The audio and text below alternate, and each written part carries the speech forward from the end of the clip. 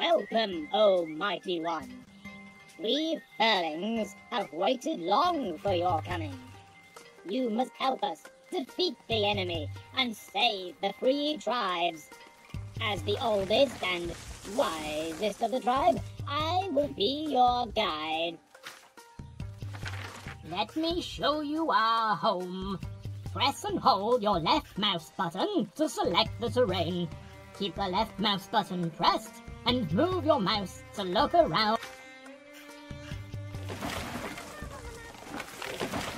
You can rotate your view by holding the right mouse button and moving the mouse backwards and forwards.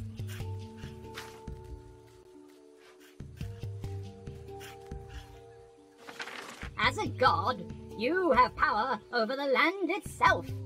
First, I will teach you to raise mountains. Simply click on the raise land icon in the bottom left of the screen, or press the R key.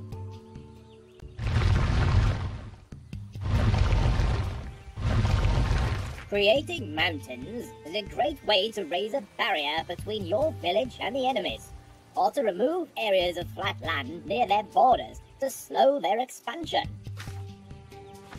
You can also lower the land. To do it, click on the lower land icon in the bottom left of the screen, or press the P key. Lowering the land is a good way of removing mountains quickly. You can also use it to expose resources hidden under the ground. Your Furlings need areas of flat, empty land to build on. You can make some by clicking on the flattened land icon in the bottom left of the screen, or press the F key. You can expand a flat area by doing this next to. Flattening land for your Furlings to build on costs twice as much mana as simply raising or lowering, so you should think carefully before you start expanding your village. Every time you use your powers, you spend mana. This is the energy you gain from the worshipping of your people. The bigger your population, the faster you gain mana. You can see how much mana you have left in the bar on the left of the screen. You can only use your powers when the appropriate icon is lit up.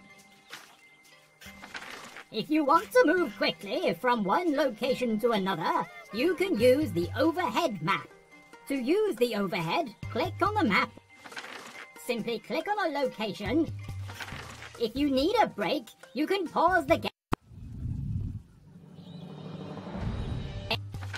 In the middle of each village is the origin stone. This is where tasks are given to unoccupied Furlings. To jump directly to the origin stone, click on the origin stone icon in the top left of the screen. It is the third icon. Or your Furlings can't build new buildings. All workers will start by building a home. After a woodcutter has built their hut, they will head out to cut down nearby trees and bring them back for your Furlings to build with. The icons on the right of the screen show you how many of each type of Furling is living in your village. You can see how much wood is available on the icon at the top of the screen. Each woodcutter's hut only has room for 10 units of wood, and the forests can only sustain 10 woodcutters. It's important to have enough farmers to feed all the Furlings in your village. Click on the green farmer symbol. You can keep track of how much food is required and how much is being produced in your village on the green icon at the top of the screen. The land can only support 10 farmers.